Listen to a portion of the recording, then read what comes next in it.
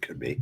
Hey, True Believers England team here, and we figure, what the hell? Let's do a 4-color fossils here, and let's talk about. Basically, it's a sequel to the video you did with Wes over on Thinking Critical. I watched it. I enjoyed it, and I think you nailed 5 very cool, very important, game-changing comic books.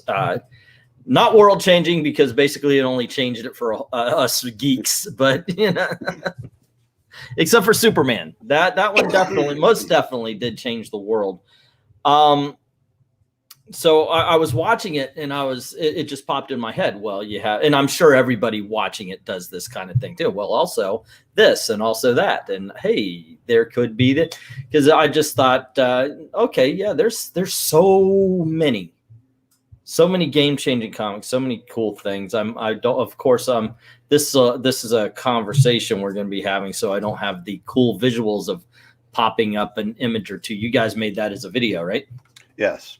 Yeah. And we're going to make this the Godfather 2 of top 5 lists. Oh, there you go. That would be it. Yes. I actually I do like the original better, but Godfather 2 is amazing movie, and sure, we can do this, and I might make this into a video for Old Man Comics. So Caddyshack 2. Caddyshack 2 was far and above Caddyshack. I don't even know what they were thinking with Caddyshack and all their good jokes. Yeah. But I thought, okay, so when you were coming up with this list, it seemed also to have stopped in the 80s. You're like, I'm good. Well, okay, when you have 5 events to cover the entirety of the comic book industry, what took place after Crisis that is more important than the 5 that I mentioned? That's true. And I really can't think of anything other than, well, no, I said that I really can't. 2 words: Gabby Rivera. Okay. Done. Yeah. You got me there.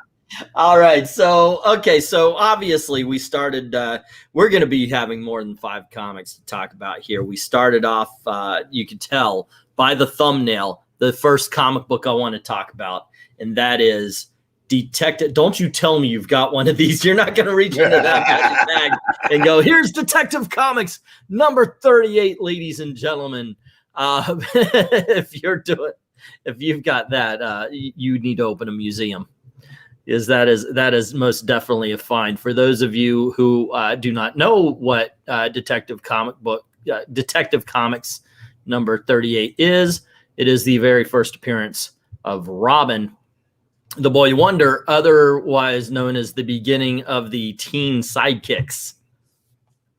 And I think that's pretty important time. I mean, it gives the character somebody to talk to, other than just the little random thought bubbles. Also, it gives the heroes a hostage to save.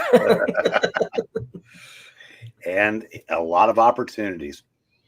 Yeah, it didn't take them long to realize that, you know, the Batman character he was dark, brooding, and in those days, you got on his bad side. He's an Indiana Jones. I could fight you, but then again, kablam! Hey, my job just got easier. And maybe they figured they could reach more younger viewers if they gave him a sidekick, a kid their age that they could identify with. So this is not a new phenomenon, what we see today. I mean, it actually goes back 80 plus years. You give the adult hero a teen sidekick, little kid thrills to the adventures of his, you know, pulp type hero, but he has someone that could be him. I'm sure lots of little boys read that book thinking, I could be Robin. Yeah, and that is that's one of the big changes that even I think we see. I don't know if some would say it was a good thing or a bad thing, because it also kind of kids it up. I mean, obviously, because you've got a child running around now. It does make it a little silly, but you don't have the dark and brooding. I mean, everybody loved the return of the dark and brooding in the 80s when it comes to Batman, but it wasn't really the 80s that brought back dark and brooding. That was in the 70s, ladies and gentlemen. 80s get all the credit for it, but Neil Adams and Denny O'Neil brought that back long before. Now, the first 10 or so years of Dick Grayson as Robin, it was still a pretty dark comic, because there were a lot of times, like I said, there were a lot of times where he was, in peril, and Batman still fought killers. It really wasn't until, I would say, the early 50s. Frederick Wortham? Well, I think it might have even been a little before that, but certainly after that, where that was replaced with, time travel, outer space, interplanetary, blah, blah, blah. And that was, the adventures became a lot sillier. But in those early days, they called Robin the Laughing Daredevil. And he was basically, he had a lot of what ended up being Damian's personality in him as Robin. He was kind of almost like an overly confident, little adult running around, in reality, a 10-year-old boy. Right. But my favorite description came from Two-Face, Robin the Boy Hostage. Hello to Tehillium. Hello to Joe Rogers in the comment section. Thanks for showing up to our little powwow here. Is there one that came from the Golden Age, or is there one in between the 40s and 50s that kind of you hit on the one in the 50s that I would pick, and that would be the Silver Age? But is there one from the 40s that you didn't mention that you would pop up and say, you know what, that one? Like, is there another one that jumped in? Okay, if I had to put one, I would say Shazam. Okay, and why would that be any more significant than Action Comics #1, which is obviously definitely not more significant. I guess, or to be on the line there, because it gave it was basically the hero and the sidekick in the same person, and it resonated with readers to the point to where Shazam or Captain Marvel was outselling Superman. Mm-hmm. And that's probably when they hired a lawyer or two and said, we don't like this.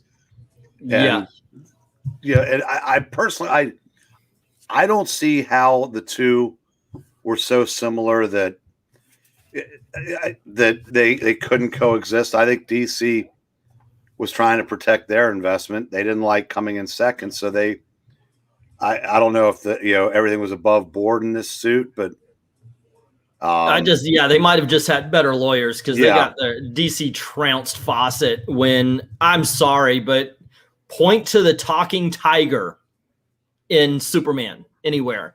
I know it comes from the powers, and you have the super strength, the flight, the cape, the whole 9 yards. But after that, I'm sorry, but that's where it ends. He didn't even have his lightning throwing powers, if I remember correctly, from the Golden Age. But at least DC was nice enough, or National or whatever at the time, was nice enough to take all the ideas from Captain Marvel and cut and paste them onto Superman, Captain Marvel Jr., Superboy. Wait, you mean the bald scientist crazy guy going after? Yeah. That is true. Hey, we're going to sue you, but then steal your, you know what? Forget it. We're going to buy you outright. We'll just do that. But before we do that, we're going to let the name lapse and lose that too. It's not exactly the most noble of things. Mr. DC Comics says Mr. Terrific, Vixen, John Stewart, and Bronze Tiger need game-changing stories that's on the same level like Dark Knight Returns or The New Frontier that they would need to race swap. That is a subject for last week's topic on our top 10. Yeah, I wanted to point out, I said it's fair point. When I made this list, and if I had continued, I tried to make it strictly about comics and Of not course. about real life situations. Otherwise, the first Wonder Woman, would or the first, or like FF52. But I was trying to keep it like as far as like comics as a scope and not if that makes any sense. But and here's the thing, Wonder Woman wasn't the first female superhero. But she was the one that resonated the most. And it could be because National was just far larger than any of the smaller heroes or female characters that, because Wonder Woman had a bigger podium to speak from, she was just the loudest basically. And that's a very important all-star number 8 or sensational number 1. It was a far more important comic, I think, because All-Star number 8, the first appearance of Wonder Woman, 1 page, ladies and gentlemen. I think she's taking minutes at a meeting, isn't she? No. It's her origin story. I think it might be 2, but it really is. It's its own story, and then it's like, hey kids, Wonder Woman, here's 2 pages, and then there you go. That's it. And yeah, it is her role in the Justice Society was that she was a secretary. Now, I heard, and I've read that the reason being is that Marston did not like anybody else to write Wonder Woman, so he didn't give them leeway. He didn't give them leeway to do anything with her. But that could just be conjecture there. But a lot of people contribute it to sexism and so forth and so on. If I were to go and pick something from, let's see, we did the 40s, beyond the showcase number 4. I'm thinking in the 50s. What do you have? What's there that makes you go, oh my gosh, yeah, that's the big game changer? There's Martian Manhunter that comes in. There's just not much going on beyond that, and I think part of the reason is because of Wortham, and he kind of scared everybody and into just kind of cleaning everything up. It's a very homogenized era for comic books, so there wasn't a lot of things that big. I'm sure we could point to 1 or 2, but I think you really nailed it as far as this is a game-changing comic, this showcase number 4.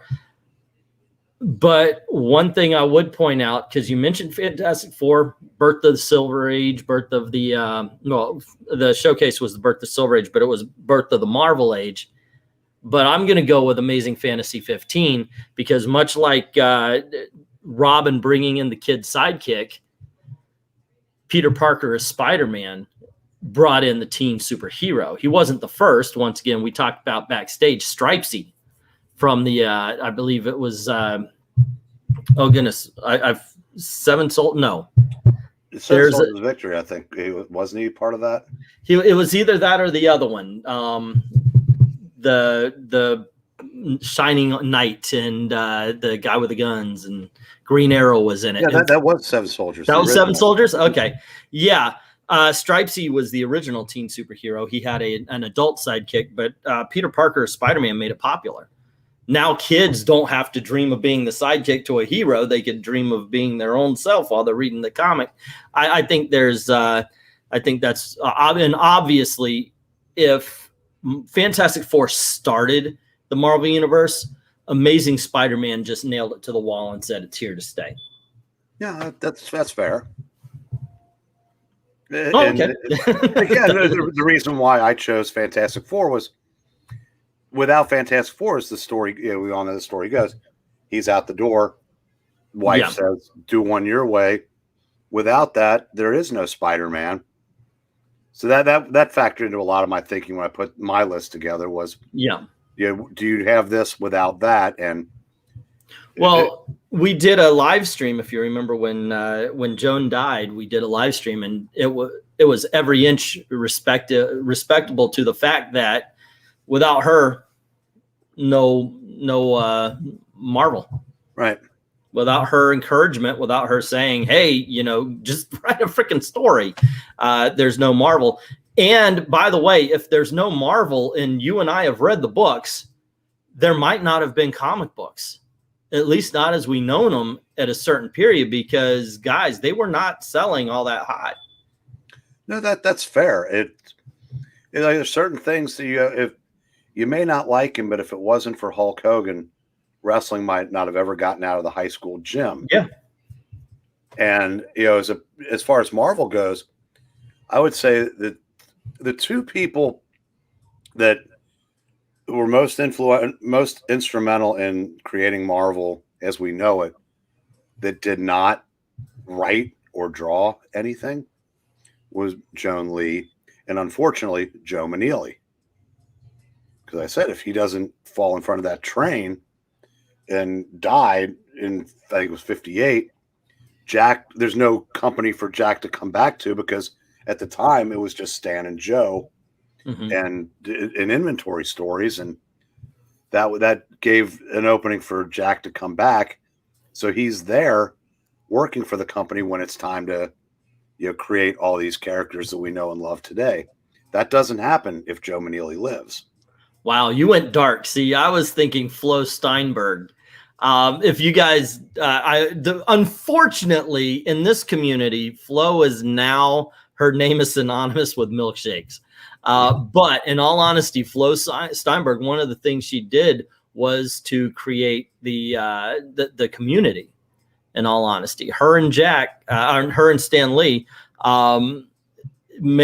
started the community actually, and Flo Steinberg was a major part of taking care of the letters and answering the letters, and sometimes, I kid you not, writing letters themselves.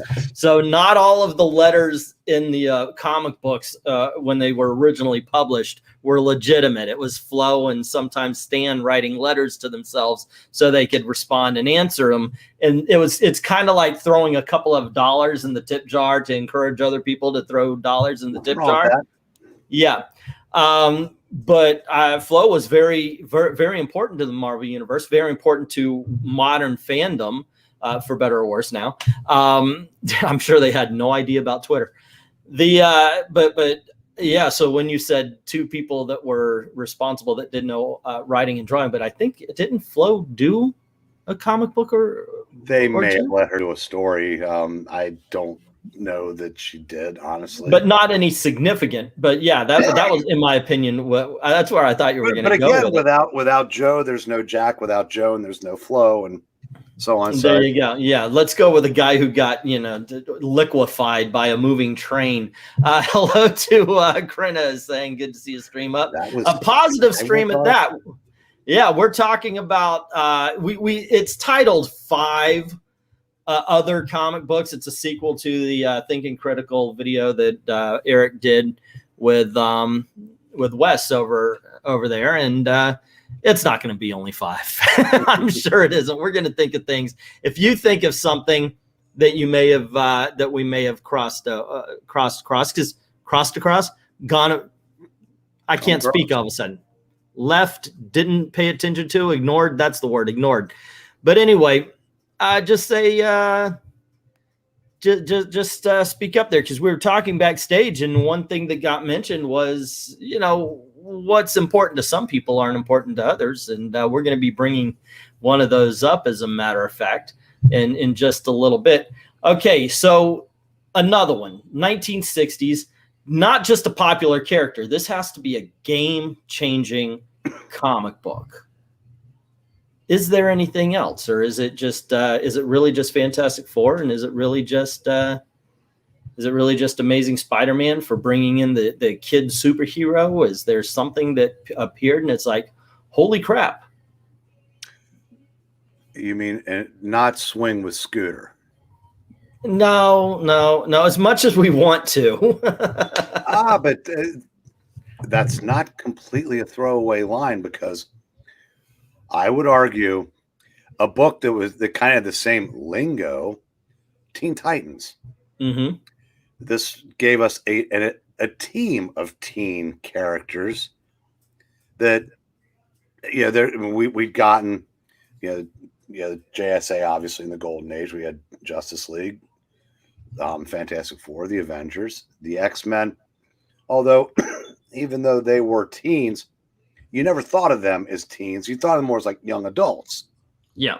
So the Teen Titans was, and I'm not trying to put them up in the category with FF or Spidey by any stretch, but it was taking a chance, and there was the couple test issues with Brave and the Bold. I guess 40 something, which they had Aqualad, Robin, and Kid Flash, and then you had they got another issue of Brave and the Bold, and then a showcase issue as tryouts, and then they got their own book in early '66. But that was, like I said, that's the first time anybody had really tried that. And I mean, you could say Legion, but again, it's the Legion, set in the future, way more like serious in speech and tone. Teen Titans was kind of like an interesting. It was like a new idea for like, hey, if we just had present day teens and they were a superhero team, how would they do? Yeah, they also, I think it would have to do, when you bring up the Legion of Superheroes, great team. I love them. For a while, Legion of Superheroes and the Teen Titans were the books that I made sure I never missed an issue of. And God dang Bendis. Anyway, no. We're talking good things. But when we're talking teams, I've got to go back to the 40s because you got to talk about All-Star Comics #1, right? Mm-hmm. And then talk about the Justice Society. If you're talking about big team books, wasn't that the first superhero team? Yeah, I was talking about Teen Titans. I was talking about the first teen team. Okay. Now I think if I remember correctly, the Justice Society, weren't they introduced in issue 3?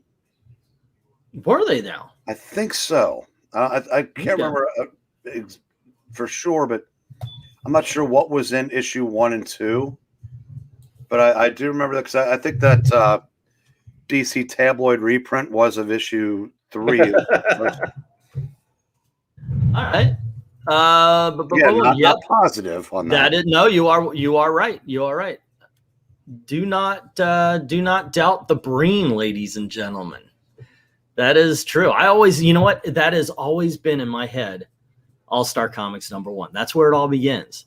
It's the same way with if you're thinking about, say, Showcase. The first issue of Showcase is issue #4.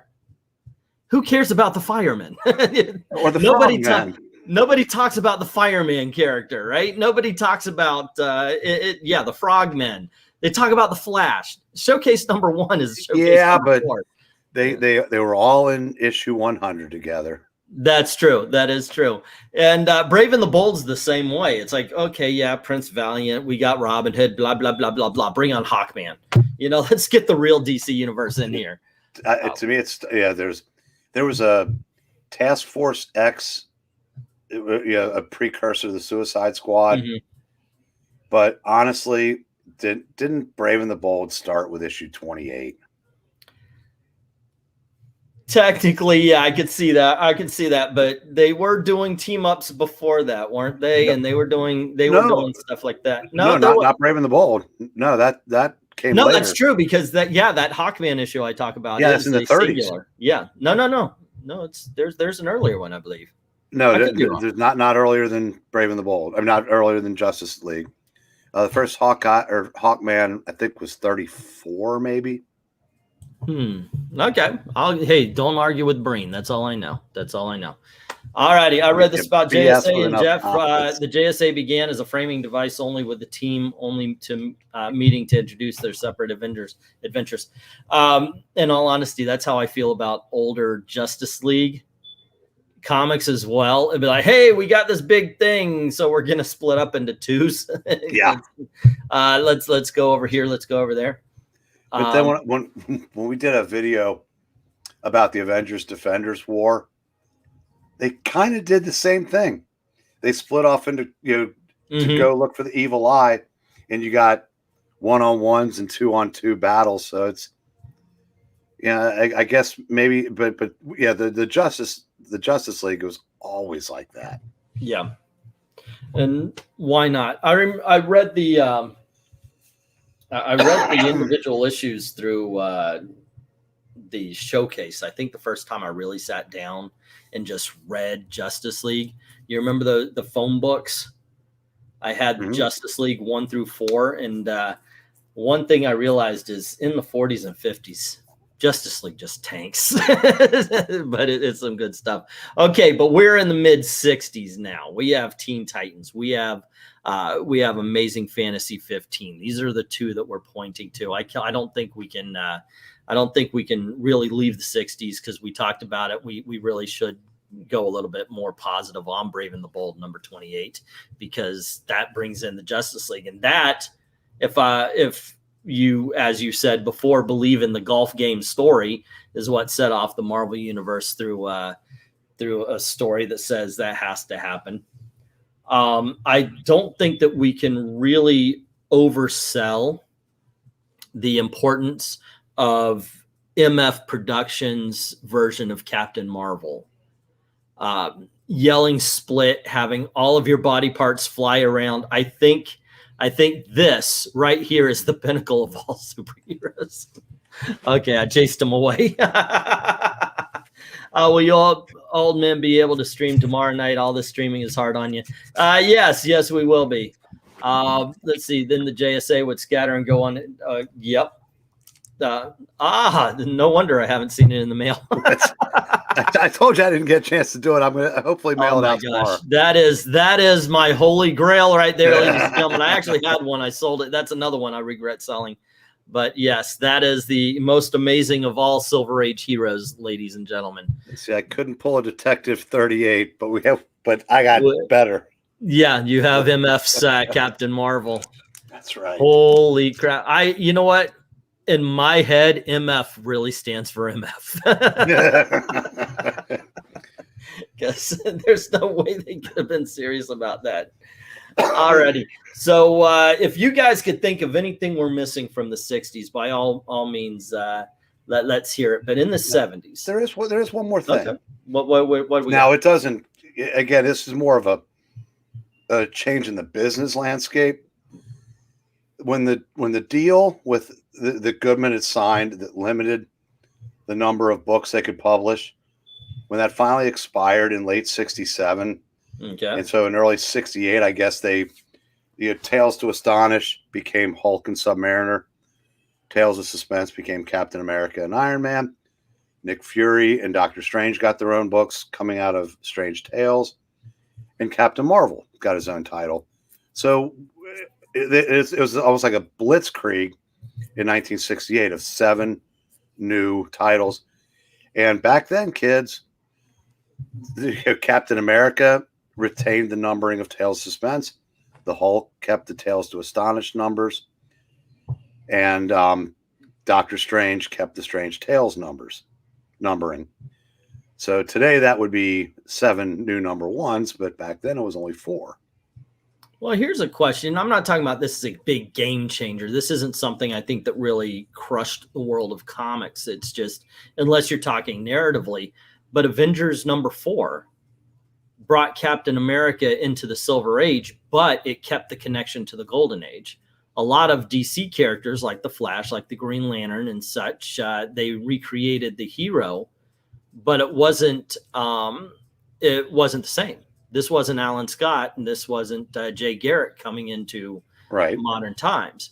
With Captain America, they said, hey, here's Captain America. Now, not a lot of people know, but there was one in the 1950s. He did continue.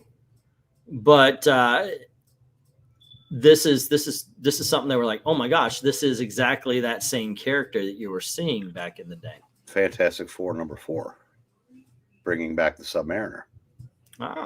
So this is, there you go. So we got to give it to him. We got to give it to him for connecting the two rather than just leaving it as its own era. But I still say, if you're collecting comics, Golden Age is DC, Silver Age is for Marvel, man. Now in the 70s, I'm thinking, I mentioned this before. I'll say, I mentioned it before backstage. I'll say it. I think Amazing Spider-Man 129 is the birth of the anti-hero.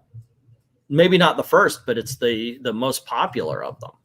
And that would be, of course, for those of you who don't know, the first appearance of the Punisher.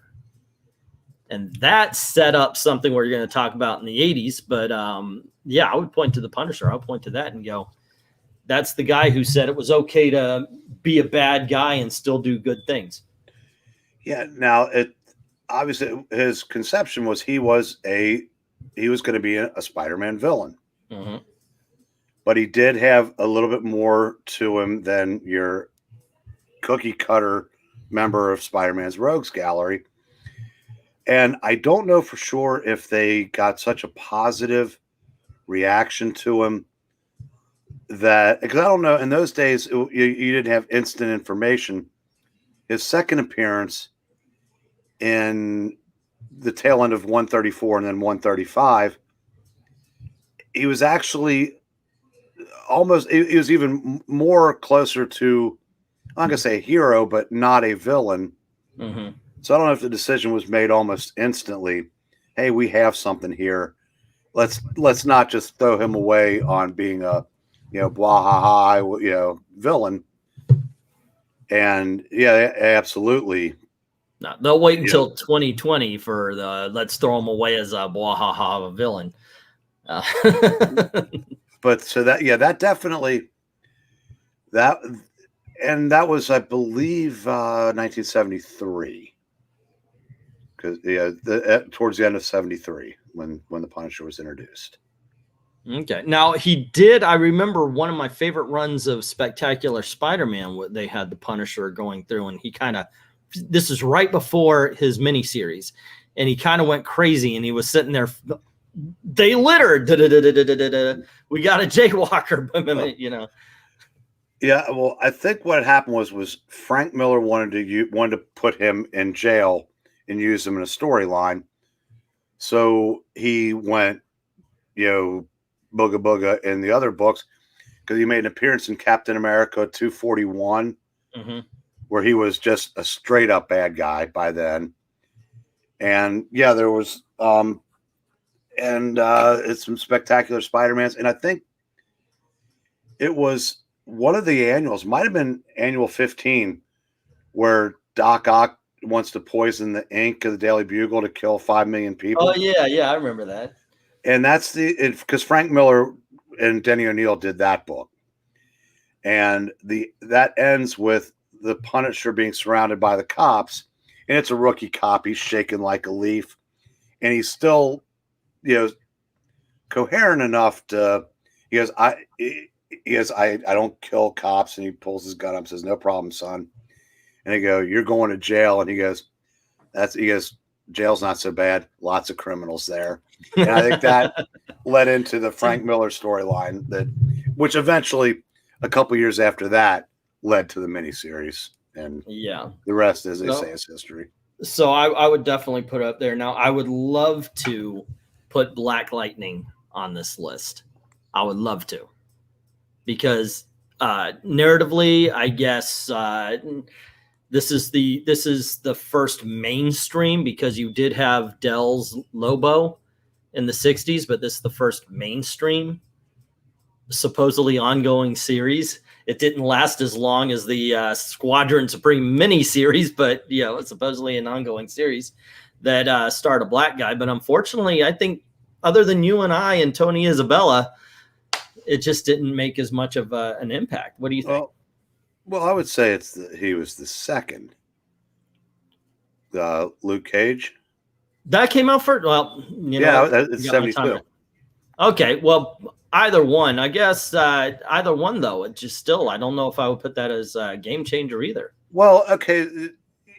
Again, yes, I guess you would have to say that, because Luke Cage was the first monthly comic, because I think that predated Black Panther's Jungle. I know it did. Jungle Action Run. Yeah, it did. And so, yeah, that was the first series from the big two starring a black protagonist. Mm-hmm. And it was fantastic. I mean, that was a great book. Both of them were. I'm a fan of Luke Cage. I remember I told you when I was a kid, I wanted to be Power Man. I kid you not. It breaks my heart just a little bit. When I got the Epic collection of the first 23 Luke Cages, and there's a tiny little disclaimer. It says these issues contain outdated cultural norms. Yeah. I'm thinking, what's outdated about a man fighting for what's right? I mean, the dialogue, is it a little corny by today's standards? I mean, most of it is it doesn't matter. All of the Silver Age in the 70s and so forth is. By the way, when I said Dell's Lobo, he was a black cowboy, not the Lobo that appeared in Omega Men number 3. Now, if I'm going with something as far as is racial significance that made it popular, that said yes, these characters can star in a comic book and will not only make you money, but make you a significant amount of money. And this is, in fact, a game-changing comic book because it owned the freaking industry for the next 20 years. That would have to be Giant Size X-Men number 1. Yeah, but before we get to there, can we go back a few years real quick and just mention when the code relaxed its standards enough? Spider-Man, yes. To where, the drug story, but also that allowed the companies to bring monsters back. Okay.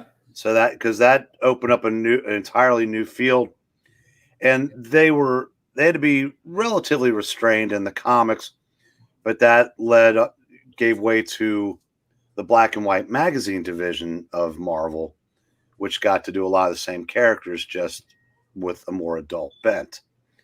Again, not as significant as anything else we've talked about, but it was something that did change, because Marvel tested the waters with Morbius, but he was a science-based vampire. Yeah. And then when they got to publish, they brought, they had the rights to Dracula. We got a werewolf. They had the rights to the Frankenstein monster, I guess, because he sure looked a lot like Karloff. You're close enough. Same. I didn't look like him, but you know what I mean. So that was a big change in comics, because those had been blipped out of existence at the trials, and so they weren't seen in about 15 years, give or take. So I guess that was of some significance. Now DC didn't go in for the monsters; they just turned their titles, like House of Mystery and House of Secrets, into horror anthologies, but without for the better. I agree. I think those were really good titles in the 70s, and of course we got Swamp Thing from it. So but back to Giant Size X-Men 1. Yeah, you just interrupted. We had a momentum there, man. What's up? But yes, this is true. The X-Men, it was multiracial. It was, in all honesty, I got to tell you, as a young kid, and this is what really bothers me between what we're talking about today and what we're doing today and back then. As a young kid, I didn't care. I didn't notice. Didn't bother me. I wasn't like, oh my gosh, look, there's an Indian and a black person and a Japanese person. It was just, they were there. Mm-hmm. And it's something. Let's see, another game changer, which was subtle in the Marvel comic books at the time. They'd have black characters in supporting roles. Robbie Robinson, for one. Even in the crowd scenes, there'd be black characters, so you would see that gathered throughout. But Marvel. Yeah. So the X-Men, they never mentioned it also, and that was one of the big things. One of the things you didn't get in Power Man and Black Lightning was the lack of self-awareness, I guess, that the X-Men has, that nobody was like, well, except for Wolverine would occasionally say something, not racist, but that would be a call to somebody's ethnicity. But beyond that, there was no, hey, look, and now we're doing this big diversity kick, which is what you would get these days. You would get the announcement 9 years beforehand, and that's what they would sell it on. But you have to go with the Giant Size, not just for what I'm talking about, just for the sheer popularity. This thing, the X-Men mowed over the world of comic books for the next 20 years. But it didn't happen overnight. X-Men, Giant Size X-Men #1 came and went. And they decided to bring the series back as a bi-monthly title. And Len Wein was the editor at the time. He was also he wrote Giant Size X-Men #1. And when he found out they wanted to do a bi-monthly schedule, he didn't have time to do it. So he handed it off to his friend Chris Claremont. And for the next 3 or 4 years, it remained a bi-monthly title. It went monthly the issue John Byrne got there, which with 108. 108 and 109 were 1 month apart. And then it went off to the races. Yeah. Yeah. That was one of the few that I don't know about you, but I have to get this comic book. I'm glad that we were able to, we moved to a neighborhood that had a bookstore. It was a bookstore, and like the comic books were either in a box on the ground, or occasionally they might put a few on the shelf, but they never thought anything of it until, of course, comic book shops became a thing. That brings us to the 80s. And is there anything, like when you think 80s, what is the game changer beyond Crisis on Infinite Earths? What's the one thing you would point to? One or two, obviously Watchmen and Dark Knight. But the Dark Knight kind of, I was going to bring that up, and I guess if you mentioned it, I'll talk about it, because we talked about Punisher. Punisher being the big push on the anti-hero. Dark Knight, it's almost the same way I look at Nirvana and NWA. Great bands in their own right, but the people that came after it kind of destroyed the music. It's the same thing. Unfortunately, Dark Knight, great story, changed. It didn't change Batman in the eyes of the comic book reader, because, like I said, we've been getting dark stories. I remember one of my favorite stories has to do with a skull-faced serial killer that went after only cops. So we were getting dark stories before Dark Knight Returns. It did, however, get enough publicity that it changed the perception of the Batman in the eyes of the public. And that's where it was more important, because from here on in, Batman was not just Bam Powell. Right. And that led to the movie, which even still in 1989, when the movie came out, some people were surprised at how dark it was, because they still had images of the Bat-Tusi and shit. So, but you cannot understate, and unfortunately, in some ways, familiarity has bred contempt for the Dark Knight, but you cannot understate how Frank Miller saved the Batman. And that is the God's honest truth, because Batman was not doing great before the big change, before Crisis, before Dark Knight, before Batman wasn't doing great in sales. Can you give me 1 minute? Can you entertain the troops? I'll give you one. So yeah, let me know what you guys think. What did we miss? Is there something in the 40s, in the 50s, in the 60s, or what is in the 80s that you would like us to talk about, that you think is a game changer, that maybe, because I believe Eric stopped at Crisis on Infinite Earths. His reasoning being what happened after. If you're going to only name 5 comics that was a game changer for the industry, after Crisis on Infinite Earths, what's as important as Crisis on Infinite Earths? So what do you think? Another one that I would bring up, let's see, remember that people were freaking out that Robin wasn't in Batman 89. I do. I was a projectionist. No, wait, I was still working in the theater. I hadn't become the projectionist because the projectionist hadn't left yet. The way I became a projectionist at the movie theater was the projectionist wanted more money, and when his salary wasn't raised, he undid all the safety on the on the projectors. Now it's kind of a sensor that stops the projector if the platter isn't picking up the movie. And so everything spilled out onto the floor on 8 projectors, and I was the only employee there to help undo the movies, undo all the things and put them back on the platters. So yeah, I remember when that movie came out, and we did get a lot of people, hey, wasn't Robin supposed to be? Maranya saying before Frank Miller, Neil Adams, and Denny O'Neil also had a hand in redeeming Batman. And yes, that's what I mean. But I think they did that in the eyes of the comic book reader more than just the public. Tomb of Dracula gave us a brain. He's an ancient, plus you only see him at night. That is true. That is true. One thing that I guess I'll start talking about that I think is a game changer. Now, I know that you had Fawcett Comics, and you had quite a few, actually, Dell and so forth and so on, but they kind of went the way of the dodo. And independent comic books never went away. You still, of course, Robert Crumb, you still had certain independent comic books come out, Now Comics and such, but I've got to go with the Teenage Mutant Ninja Turtles #1.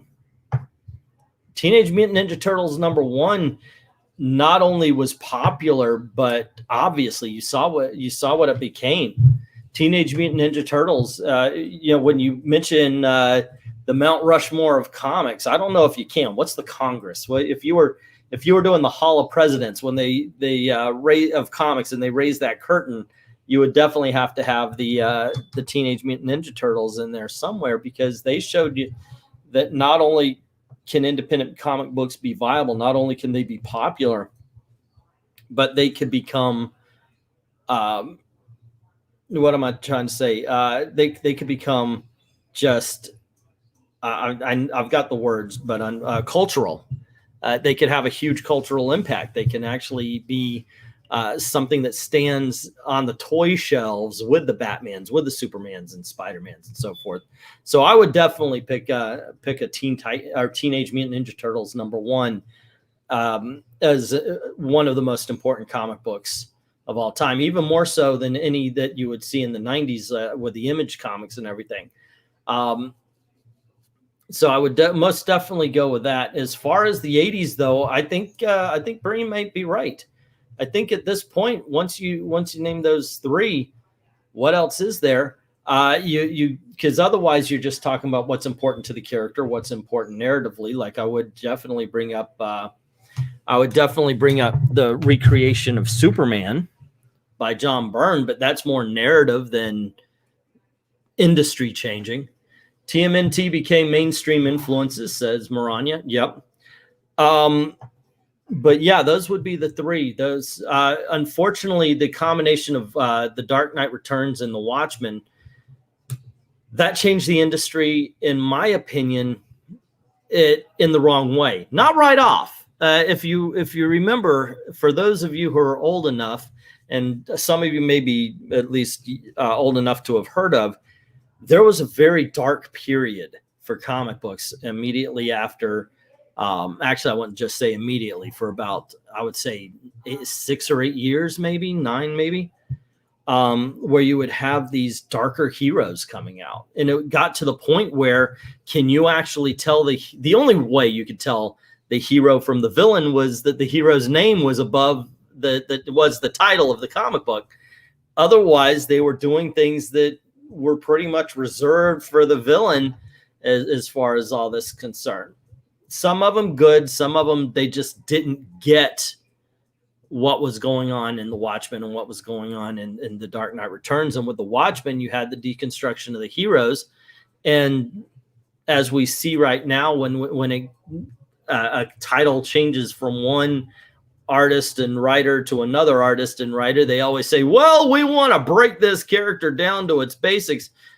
You got to give them time to breathe. You got to give a hero or a character time to show you who they are before you break them down. If all you're doing is breaking them down and you're not building them up, it's just, you're not breaking them down to their basics. You're breaking them down to a shell. And what ends up happening is basically what's happened to most of the Marvel universe these days, is that every dang character seems to be a shell of their former selves. And that might be good for somebody who just came into the industry, somebody who's not as used to reading comic books the same way that somebody around that's been around you for, like, say, me and Eric Breen. But that's one of the it just gives no modern character, and that's the dark shadow that the Dark Knight has put over the comic book industry. Hey, Eric, we were just talking about you. I don't know if you mentioned this. You were saying that before the Dark Knight that the Batman wasn't doing that well, and a lot of the easy answer is there's still some residual effects of the TV series. Mm-hmm. But I would argue that in the first half of the '80s, before the crisis, Doug mentioned Jerry Conway. I know I've talked about this a lot of times. Wrote really good Batman stories and really good detective comics. Both those books were very good in the first half. Yeah, I'm not talking about quality. Right. But what I was saying, if they were still suffering from something, it was how just generic a lot of the stories in the second half of the '70s were. Because if you take out Englehart and Rogers' detective run, you had a lot of stories written by David Reed, who was he was just DC had so many writers like that that whether they weren't allowed to show what they could really do, but it seemed like very generic adventures, nothing of consequence, no continuing plot threads at all, and that's what made those Englehart issues stand out so much, was how much they packed into 6 issues. And anybody that hasn't read 471 through 476, get them, read them. Get the trade because it's expensive. The Strange Apparitions trade. That was that, right? Well, I don't know what Strange and Silver St. Cloud and yes, and those 6 issues, Englehart brought back Hugo Strange, who hadn't been seen since Batman #1, and Deadshot, who hadn't been seen since I think Batman 59. Yeah, he wore a top hat and he was a gentleman assassin and everything. Yes, the original Deadshot looks nothing like. And Boss Thorne, and still managed to get in the Penguin and the Joker. So it's just an incredible 6 issue. But those aside, it was just almost mindless. I mean, they're great to collect and read if you're a comic book historian, but if you're trying to sell somebody on the character, good luck. Yeah. So that's what made Miller's story so important, was, like I said, the quality might have been there in the first half of the '80s, but the damage had been done. Sales were not great on them, as I recall. Probably great by today's standards, but now if we move on to the '90s. And now we're getting I know now it's getting tough. Oh, I want to bring this up, man. I'm going to make it hard for you because we're not stopping at the '90s. The thing is, I'm having a hard time thinking of anything positive because we're talking about individual issues. And I thought, well, you have the creation of Image Comics. Yeah, but what book? I mean, if you think about the original run for Image Comics, none of them were particularly game-changing. It was the creation of Image Comics itself. Spawn. Yeah, but that's not a game-changing comic. But the fact that Image Comics existed, that's the game changer. Right. They didn't do anything significant for years. No, that's true. Okay. I was trying to think if I had anything I could embellish with that, but no, because I said that Image, what a perfect name for a company. Yeah, because the image they cultivated was absolute. It was the glitz. It was style over substance. In the beginning, Todd McFarlane said, "I do not see us hiring any writers," meaning bringing them on the same way they were trying. They were trying to get all the artists into Image Comics, but they weren't giving a crap about really bringing in the writers. And when they did, it wasn't anything significant, nor did they let them stay around. So yeah, even the birth of Image, unfortunately, the only thing that really stands out, and I know a lot, is the fall of comics. And I mentioned this to you before, you might be able to say the Death of Superman, the Black Bag, but I'm going to change it up a little bit, and I'm going to point to Turok. Issue number 1, Valiant Comics. It's an independent comic book, but at the time, even independent comic books were outselling what you would. It's not like now, where you have an independent comic book come out and it might have a print run of 1,000 issues or 2,000 or 3. Back then, people were still ordering. Valiant was a big name back then, not as big as Marvel and DC, obviously, but Turok number 1 got so freaking overordered, and after the Death of Superman, I think it broke the bank. If I were to point to one comic book that could have destroyed the Image, I would point to Turok. Yeah, and as comics as a whole, when you say Image had the artists, Valiant brought in writers, but their art style was almost carbon copy across the board. I mean, they had a house style that was unmistakable, and I've heard people say that DC had a house style, or Marvel might have had a house style, but nothing comes close to how similar all of the Valiant titles looked. Well, thankfully, though, Bart Sears was one of those artists in the beginning. Bart Sears or Barry Windsor Smith? I get Barry Windsor Smith. Barry Windsor. Thank you. It just popped in my head. I was like, wait a second. No, and everybody else tried to be him, but it all just came out. Nobody could be him. Yeah. And and then a year or so later, Malibu, their Ultraverse, they brought in a lot of expat writers because they were more concerned with the writing end of the comic, and we found out what the fans preferred, obviously. Yeah, and this was the first 3 or 4 years. And this was, of course, the height of the speculation years. And by the way, any of these things we're talking about, we can make full episodes of 4-Color Fossils where we're talking about our memories of being there and such. The Alec Guinness movie, it's really good. Check it out. But I wouldn't point to this as far as the Death of Superman, because unlike the Turok, which got overordered, and remember I said this in the very beginning of my channel, we're not Marvel and DC's customers, gang. The comic shops are. And same with Valiant. And when they saw this new issue coming in and its glossy cover and the whole 9 yards, overordered. There's a gajillion of them, not as much reader interest as they thought, and it's just one of the things that helped it collapse. And I don't know if I personally, if I were to point to a single issue, but there was a problem with the speculation. Too many people buying comics they weren't really caring about just so they could flip them. Yeah. Wow, sounds like something that's going on today. Oh my gosh! And you don't say. I know, right?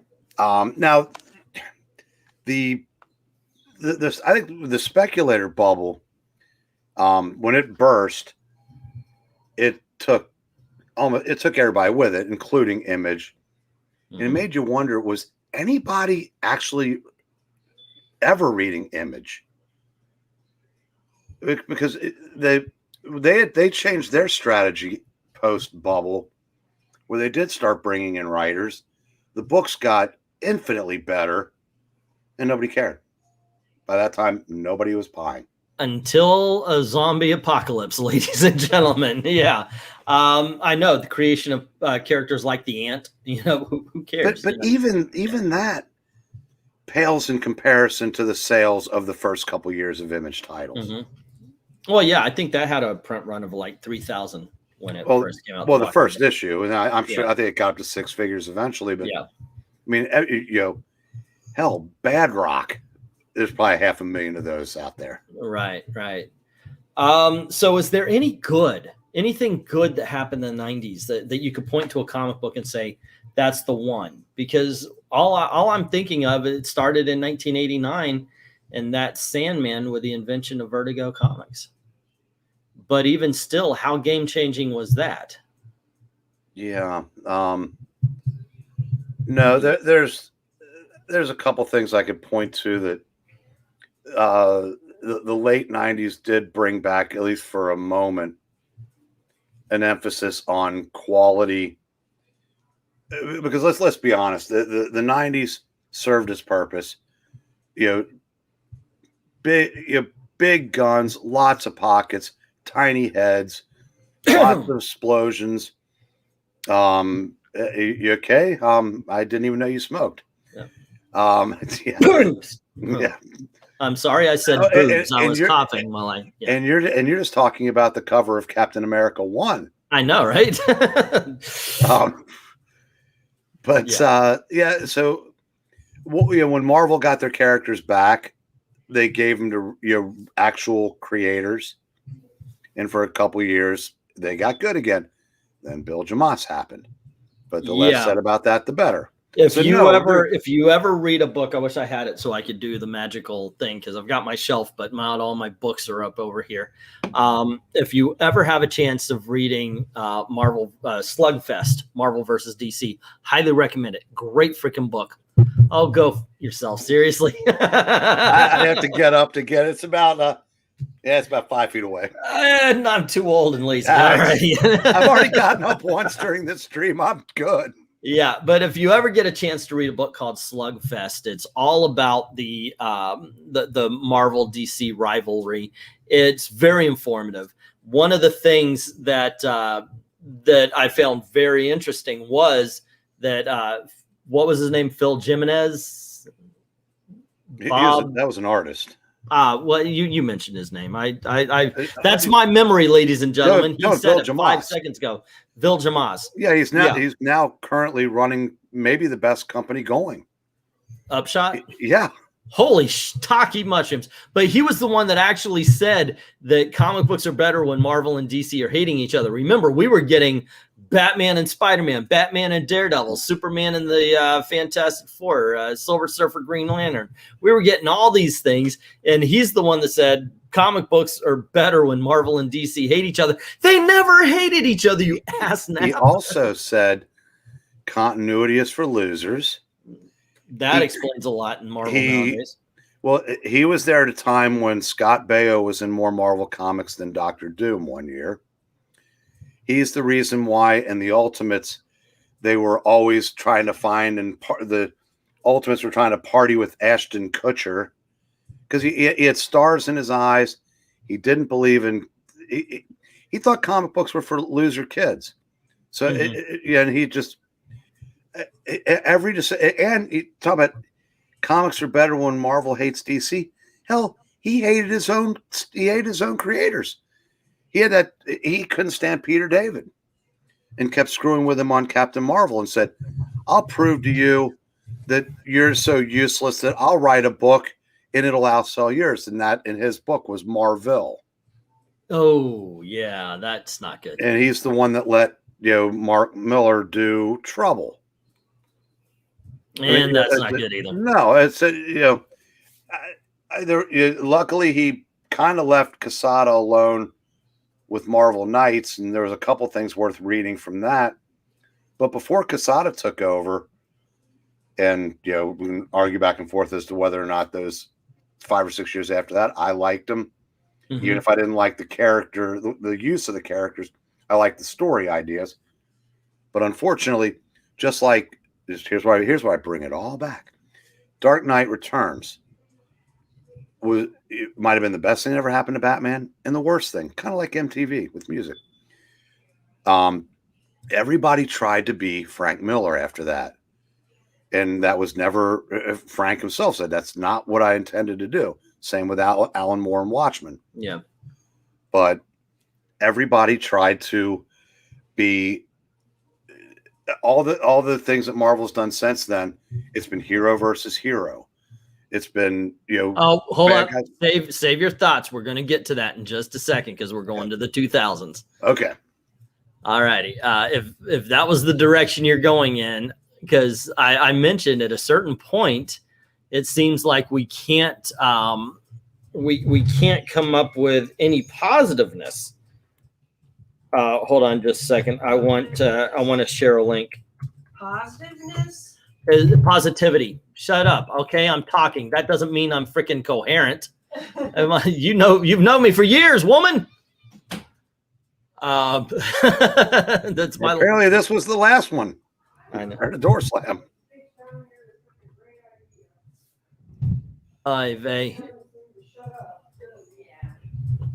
It's a brilliant idea to keep the bird's cage down there. It's working for me. Oh, Vay. Sorry, guys. Sorry to interrupt the show here while me and my wife have an argument about where the birds should be. So, anywho, I'm going to put this post for Ben Ludis, who says that there was no greatness. I actually did these videos here. It's called Comic Books Were Better. And I was trying to make a point that comic books were better than what we're getting now, but I just put in the 2000 one, and I did one for the 1990s and for 2010s, by the way, just to be an ass about things, to show that there are good comics in every era, no matter how bad we think they are. There's still good stuff out there. But check out that video as well after this. I think you'll enjoy it. But we were trying to think of the positivity, excuse me, Gail. And unfortunately, I couldn't. Not when it comes to game changers. Like I can, as I just put in a link for Comic Books Were Better in 2000, which gives you 10 awesome comic books that came out in the 2000s, between 2000 and 2010, or 2009 anyway.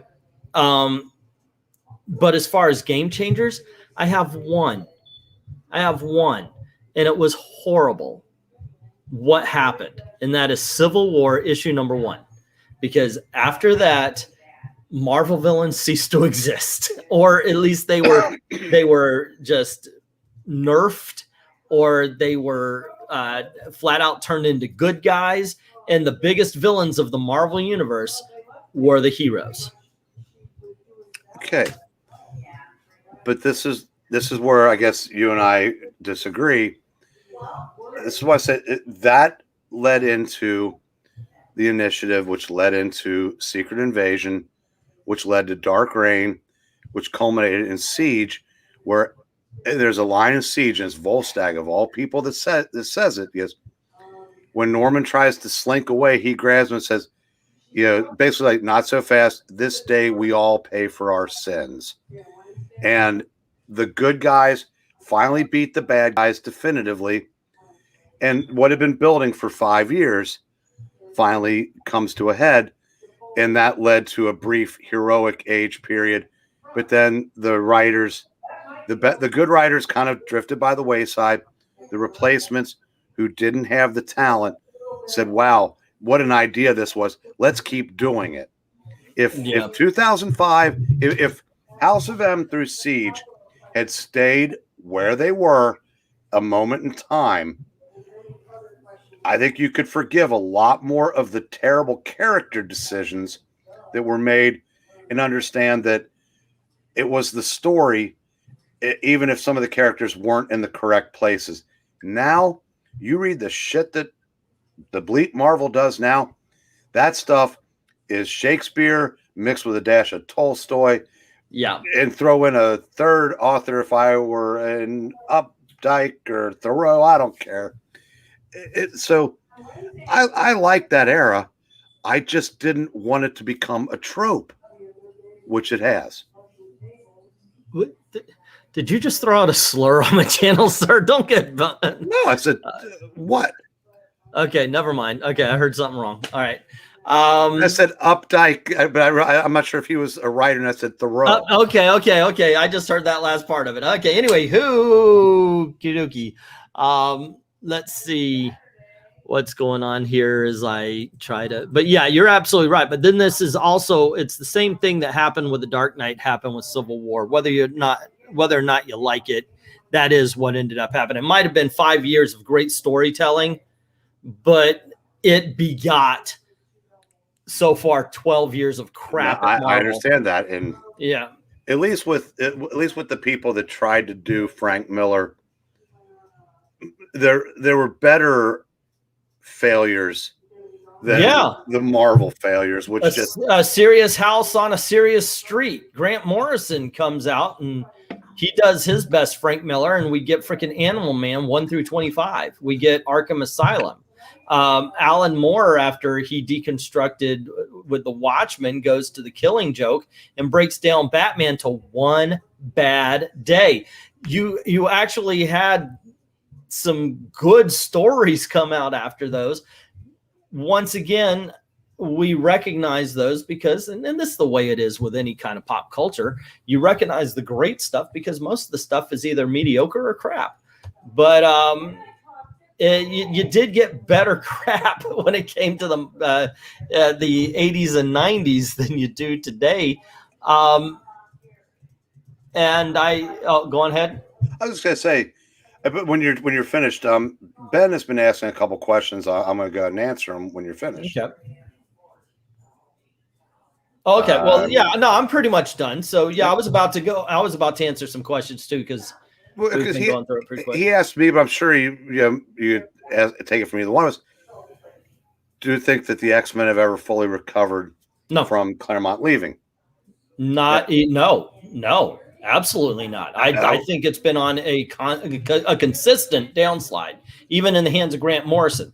Consistent downslide. Yeah, I'm not a fan of Morrison whatsoever on X-Men, but my answer would have been they've had their moments.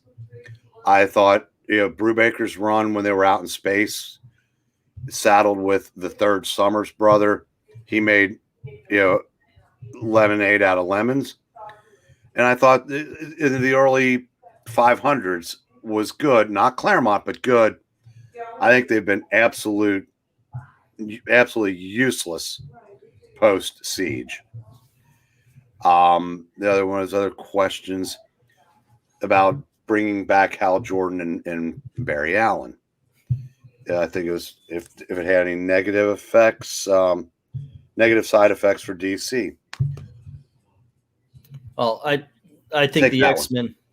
I think the X-Men since Chris Claremont has been basically a bad blowjob from a beautiful hooker with bad teeth. You look at it, you think you want it, and when it's happening, you just feel hurt and sad. Well, yeah, it's because it usually has the Alex Ross cover is the beautiful hooker. Exactly. Matthew Rosenberg writing that just hurts me. The bad teeth. Yeah, several positives from the 90s I can think of are Valiant Comics, Todd McFarlane's Spider-Man Spawn, but what is the game changer? That's what we're talking about. Not bad comics, but what good, not good comics, but yeah. We're talking about game changing, and unfortunately what we're talking about as far as what we're seeing, and this could be just us being curmudgeons because our eras of comics were from the golden age on up to maybe mid 90s for me. They were absolutely fantastic, where I would go out and I would try to buy every issue. But I mean, I'm not saying there was bad. I've done the comic book videos saying that I do think there are good comic books in every decade, but give us the twiddle scut. It's coming. Gail is, by the way, talking about bringing that bird back. So I've got to fight that. Civil War, great concept, terrible execution. You guys think bringing Hal Jordan and Barry Allen back had negative side effects? Yeah, you're going to have negative side effects when you do stuff like that. If for any reason it destroyed the characters of Kyle Rayner and Wally West. Wally West for 2 decades was People's Flash. If you think about it, what was it, 1956 until 1983? 86 was when he died. In the first, okay, 1986. So you're talking about 30 years.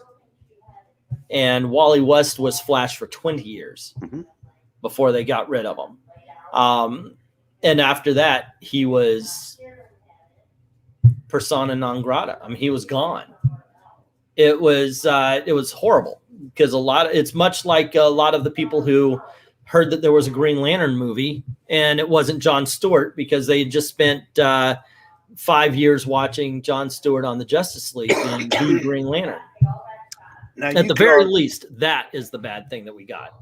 You could argue with the Flash. it was even a bigger insult because Wally West had been around since, I believe, Flash 109 in 1958 or 9, whatever it was. Kyle Rayner was created in 94 after Hal went, turned into Parallax and but both of them, by the way, could be explained by continuity because the Ring always, whenever one person fell, just went and found somebody new. Right, but I'm saying, but here's the problem. And I know in comics nothing lasts forever other than Uncle Ben stays dead on this earth. And Bucky. It took me a little while to get over that, but Brubaker made me get over that. But that's beside the point. The bringing back Barry Allen negated the most impactful heroic death in comic book history was Barry's sacrifice in Crisis issue 8. That should have been the farewell, for all time. But it turns out it wasn't, and now everything about Crisis has been undone. And but I guess I said, well, I'll go on ahead, finish your sentence, and then no. So but they've undone everything now. So at least with Hal Jordan, it seemed like Hal. I'm not sure Hal was ever meant to be permanently erased. Yeah, I think Barry Allen should have stayed gone. Oh, he was a better character as a martyr than he ever was. And I'm someone who I was really drawn in by the trial of the Flash and the Reverse Flash and all, the whole 9 yards. But he was a better martyr. Now, here's the thing. Like I said, unfortunately, we can only see the bad in this case. And I can't point to any single issue. But since we're having the conversation, and it'll lead us to the close of the video here, I'm going to bring up probably the 7 worst soul-crushing words any comic book collector could ever hear, any comic book fan, not just collector speculators, but readers. And that would be New 52 and All New, All Different. Those have to, I don't know, I guess we could point to Justice League #1 as the start of the fall of DC Comics.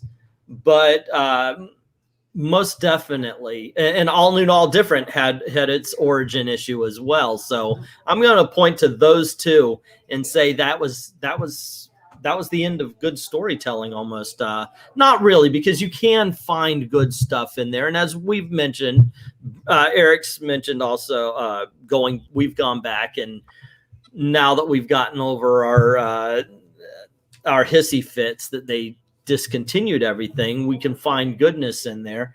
But they discontinued everything, and then they couldn't figure out what they wanted and what they didn't want in their new universe.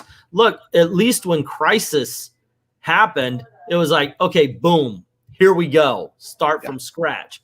When it came to New 52, they went, well, none of that matters. Oh, except for this, and except for this, and except for this, and except for this. And it just made a hodgepodge, a big old mess of not good. DC did that with the Crisis as well, because and a lot of things you just weren't supposed to put too much thought into, or you'd get a headache.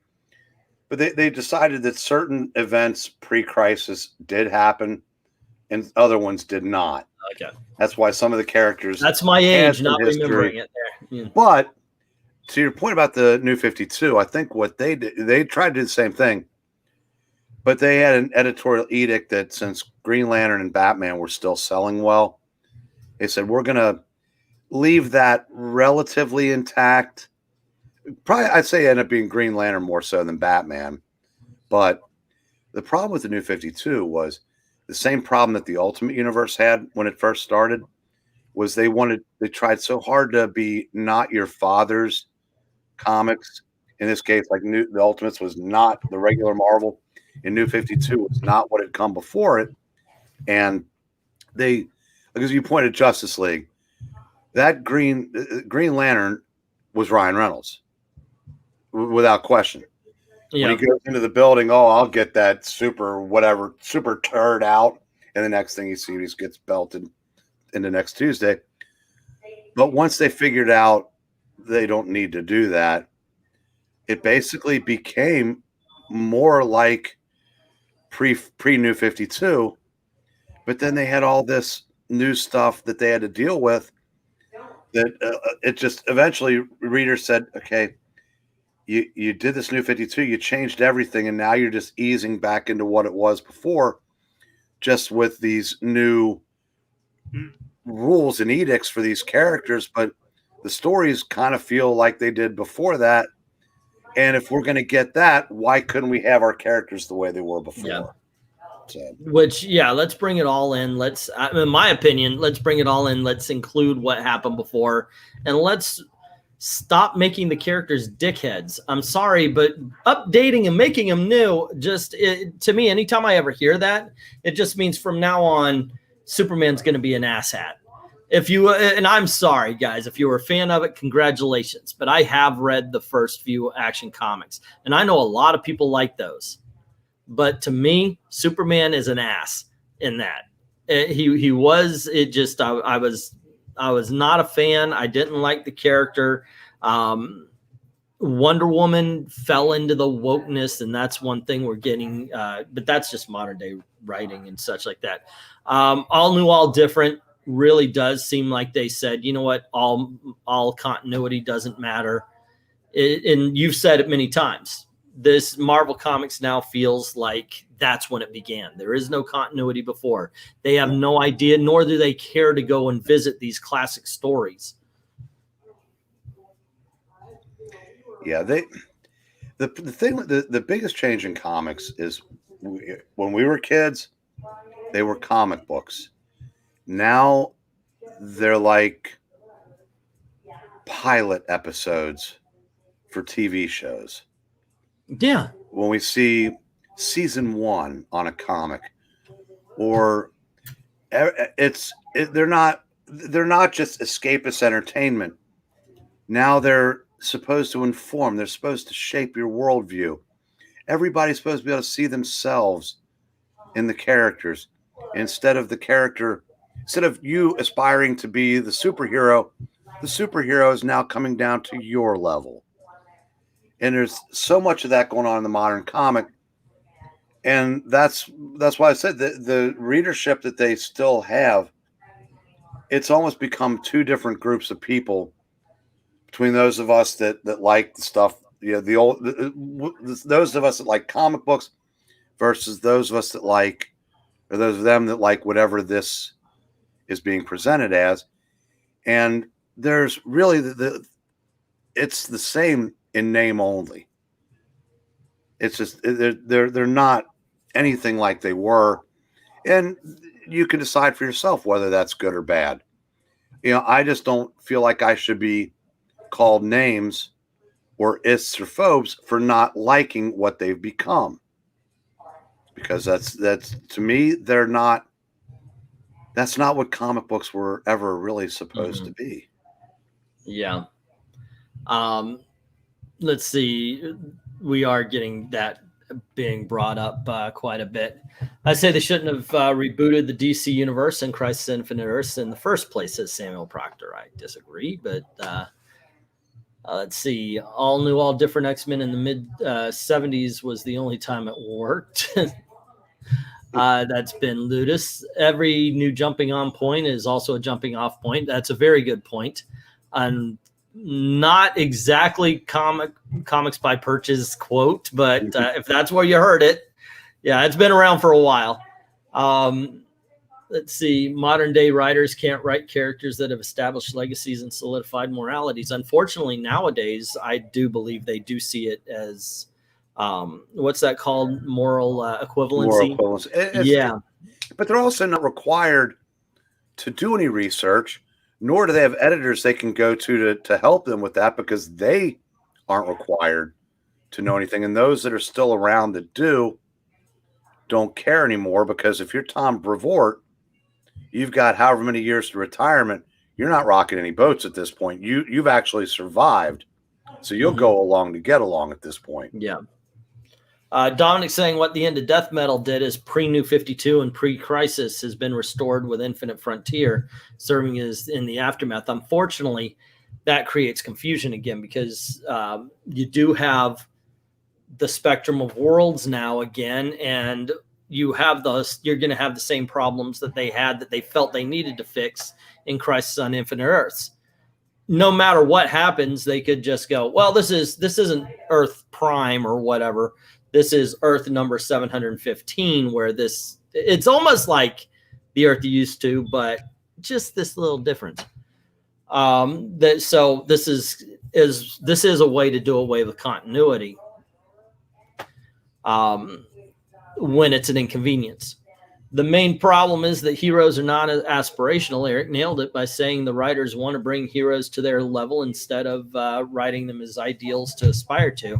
And that's a sad thing. That's a sad thing if the writers of comic books cannot see anybody as aspirational, or if maybe, I don't know, maybe it's their own lack of self-confidence. They can't have anybody who they might put on a pedestal. If they're on a pedestal, they can't truly be human. We've created a very narcissistic society where everybody feels special because they've been raised to feel special, which is fine when it's your parents telling you that, but that's your parents. That's not an opinion held by everybody, because all those people are being told by their parents that they're special. So when you've got everybody feeling that way, when you're taught that you're the only one that matters, that they kind of, when you're looking for that in your heroes, so of course the heroes have to be like them and not vice versa. So you're getting an awful lot of stories with even the main characters, the supposed heroes, kind of come across as self-centered, self-absorbed jerks. That and a lot of people who have been raised on comic books and nothing else. There's a Dominic right here is saying that what's missing is veterans of the comic book industry not being given a chance to train the next generation. They've locked Chris Claremont out with aside from what he did, like 4 one-shots 4 years ago. And they're not showing them the ropes and improving on the craft. And there is a craft to writing comic books. Unfortunately, as you pointed out, people are writing movie scripts now. Some of them are good. Some of them, like I said, Bad Mother could be a movie tomorrow. I loved it. Indie books, you can do that all day long. Yep. I just don't want to see well, it doesn't matter because I'm out now, but the big two, I don't want to see movie pitches in every issue of a Marvel or DC. That's the big problem, is that when you're dealing with a Marvel comic, when you're dealing with a DC comic, you have to continue the story. You have to continuously continue the story. And unfortunately, we've talked about this before, and we should just make it its own episode of 4-Color Fossils. And that is, we talked about no side characters. We need to do one called No Bank Robbers. Yeah. There's no more bank robbers anymore. It's all, they are trying to write the movie script where at the end everybody's fighting a million nondescript villains just to get to the big baddie so they could beat him and the movie's over. And they keep upping the ante to the point where it's all just white noise now. But really, I don't want to leave it on this. I don't want to leave it on this. Maybe we shouldn't have gone to the 2010s. Let me read a couple of these here. For the continuity thing, says MK, I give DC props for having everything canon while convoluted. Unlike Marvel, that seems lazy in my opinion, just merging everything. Marvel, I don't think they give a crap one way or the other. It's whatever they do. Oh, no, by the way, let me stop here and remind everybody that while I do not require super chats for your voice to be heard on the channel, they certainly are welcome, because this is the way I keep off the dole I've never collected unemployment, by the way, through all of this, and I do appreciate everybody who shows up for the auctions on Saturday. But yes, if you don't mind a super chat or two, I most certainly don't mind accepting it. Let's see. Also, the industry has also decided not to worry about hiring talent who genuinely cares about the characters that they are writing, says Ben Lutz. And we did a 4-color fossil where we talked about what was it? Not real people or something like that. They're fictional characters. If a writer cannot be convinced that these are real three-dimensional people, real three-dimensional characters, then how are they going to convince you to care for them as if they are three-dimensional characters? So right away we get lesser product. And there you go. That's one of the big things. But as Breen has often said, and as we've been pointing out, as you noticed, once we hit the 90s, seeing things, we couldn't think of anything positive, any positive changes. Read back issues. No, like I said, the 2010s. The closest I can come to that is Superman Rebirth, because that changed the flagship character of comics into a legitimate family man. Mm-hmm. And that worked wonderfully until words 8, 9, and 10 to go with New 52, all new, all different. Bendis is coming. Wipe that out. So now, since Bendis came all over Superman and Hawkman's gone, I just can't find anything going now. I'm looking. I've got 2 piles of comic books right here. You ain't finding it in them. Of unread books that I'm going to be going through and doing as many reviews of as possible. I've got a freaking stack of Wonder Woman that I bought for the covers. I was like, yeah, I'll get it. I'll get it. I haven't read. And this is all before New Infinite whatever, so I don't know. It's useless. Hopefully it'll sell on eBay or something.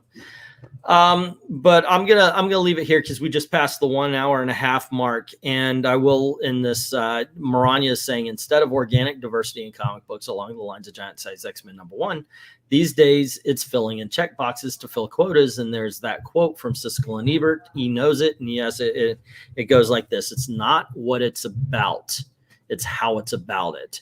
We have experienced everything that they're doing right now before.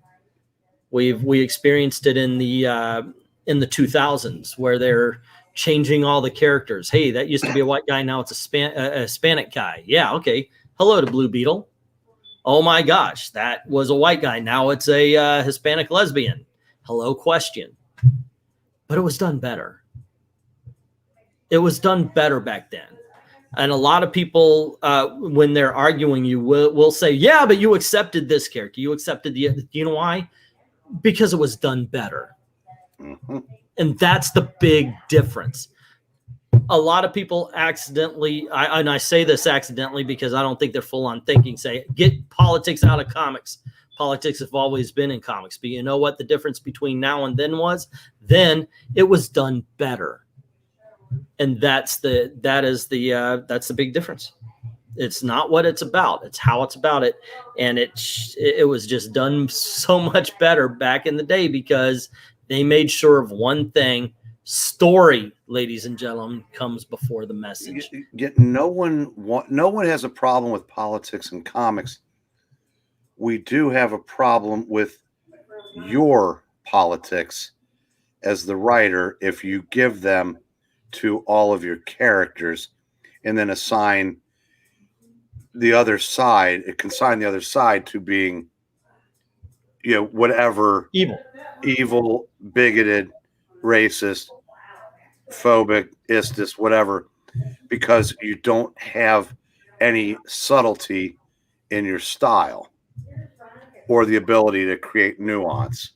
So to leave this on a positive note, we were talking about game-changing comic books through the years that didn't get mentioned in your video on Thinking Critical. So what is a game-changing comic book that you would if you were giving everybody, you're assigning homework, what would it be? Ooh. It doesn't matter whether you mentioned it on Wes's channel or here, or that we forgot. The two best runs in comic book history, in my humble opinion, are Stan and Jack's Fantastic Four and Stan Stephen John's Amazing Spider-Man. The first 100 or so issues of both of those titles they should be required reading. Okay. And they're so freaking old now. I mean, everybody's read. I'm sure everybody's read AF-15 or FF1. Yeah, or at least some sort of facsimile. Yeah, but there's so much that you miss. I said when I tell people, in one year's time, 12 issue span, you got the creation of the Inhumans, the creation of Galactus, Silver Surfer, Black Panther. And then in between that, you had this man, this monster. That's all within 11 issues of each other. Hell, it's all within 10 issues of each other. That's amazing. And Spider-Man, like I said, just to see his growth, the way he grew, the way Peter Parker grew. It's just, like I said, it's the best comics are going to get. And I'm very comfortable in saying that. Alrighty. That is something you got. And you're right. You got Silver Surfer, Black Panther, all of that within just like I said, just a few issues, just a few years. But does that really hold a candle to Sanaa Grace's Iceman? I don't know. I don't think so. Anyway, gang, thanks for hanging out with us. Look, we're going to be doing some live streams every night, preferably at 9 o'clock, but we might push it back depending on what. One thing real quick. What's up? Why don't we do a next one on MKF 30's question? Pretend he asked both of us. Okay.